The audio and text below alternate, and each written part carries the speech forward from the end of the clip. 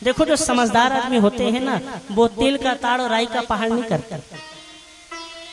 जो बुद्धिमान होते हैं वो कम शब्दों में बात करते हैं और समस्या का निवारण ढूंढते हैं। वो बात को बढ़ाते नहीं है, बात को तुल नहीं देते हैं। कोई समस्या अगर हो गई तो ये सोचते हैं कि इसे कैसे खत्म करें। और जो मूर्ख व्यक्ति होते हैं वो उसको हवा देते हैं। ऐसे में ऐसे हुआ तो नहीं होना था, तो किसने किया, तो क्यों किया, पहले से कहा था। ये मूर्खों का काम है। जो समझदार व्यक्ति होते हैं वो ये सोचते हैं ये समस्या हो गई, निवारण कैसे होगा। अमूर्ख आदमी ना हल्ला मचाते रहते हैं, समझदार चुप रहते हैं।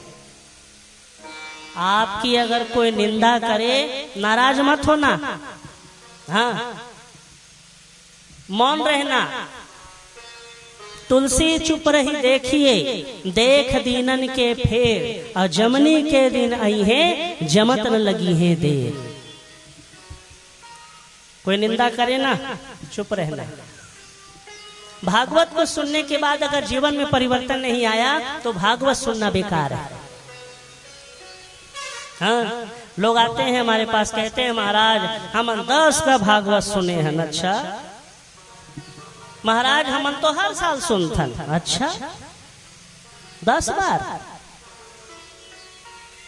और 10 बार सुनने के बाद जीवन में कोई परिवर्तन नहीं आया तो भागवत सुनना बेकार है। अरे भागवत तो वो है जो जीवन में परिवर्तन ला देती है। भागवत तो वो है जो जीवन को तार देती है। भागवत तो वो है जो जीना सिखा देती है, उसी का नाम है भागवत। एक बार का सुना हुआ भागवत जीवन को बदल देती है। एक बार अगर आपने भागवत को सुना है ना, आपके व्यवहार में पता चलेगा कि आपने कितना सुना है। जीवन बदल देता है भागवत। तो कोई अगर निंदा करे ना, शांत रहना, कुछ नहीं कहना, ठीक है। अरे ऐसे में ऐसे हो गया, ठीक है। अरे ये तो पूरा ऐसे में ऐसे है, अरे ठीक है। मुस्कुरा देना। शत्रु के लिए सबसे बड़ी सजा है आपका मुस्कुराना। उसको मारोगे तो उतना चोट नहीं लगेगा जितना आपके मुस्कुराने से चोट लगेगा। हाँ, उसको मारने जाओगे ना तो उतना चोट नहीं लगेगा, वो ऐसे ऐसे कर देगा, छोड़ हटा। लेकिन अगर आप एक बार मुस्कुरा दोगे ना, न जाने कितने बाण उसकी छाती में उतर जाएंगे। हाँ, शत्रु के लिए सबसे बड़ी कोई सजा है तो आपका मुस्कुराना। आप अगर हंस देंगे ना, कितने सारे बाण उसकी छाती में उतर जाएंगे।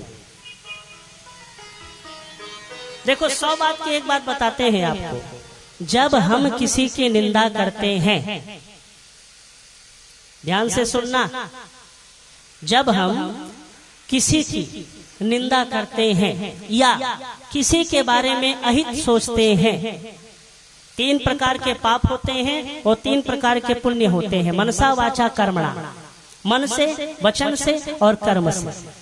अगर हम किसी का अहित सोचते हैं या किसी की निंदा करते हैं तो जितनी बार हम किसी का अहित सोचेंगे, जितनी बार हम किसी का अहित विचार करेंगे, उतनी बार हमने जितना पुण्य किया है वो धीरे धीरे खत्म।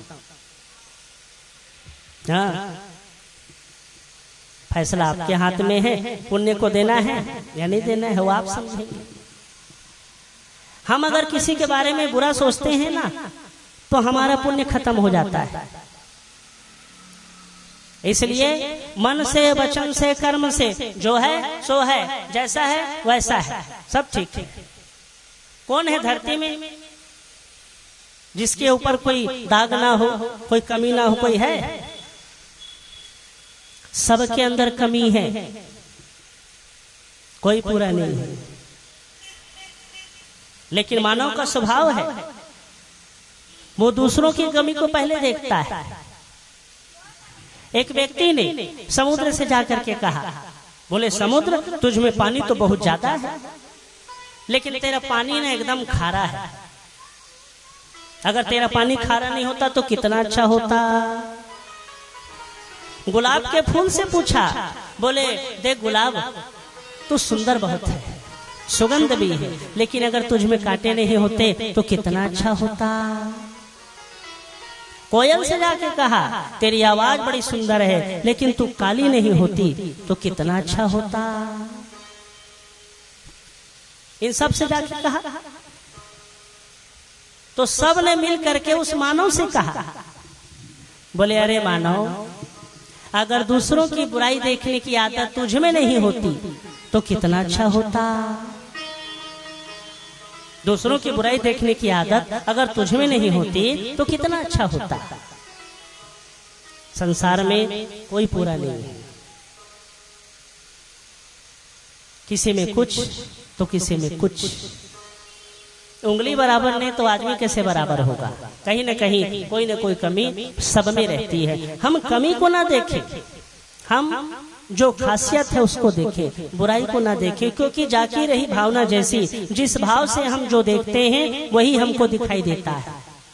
तो जब आप किसी की निंदा करते हैं, बुराई करते हैं, किसी का अहित सोचते हैं, तो आपने जो धर्म कर्म पुण्य किया है वो सारे के सारे पुण्य नष्ट हो जाते हैं। देखो, भागवत को सुनने के बाद अगर जीवन में परिवर्तन नहीं आया ना, तो हमने कहा ना कि कथा सुनना बेकार है, फिर आपने केवल अपना पैसा और अपना समय दोनों नष्ट किया।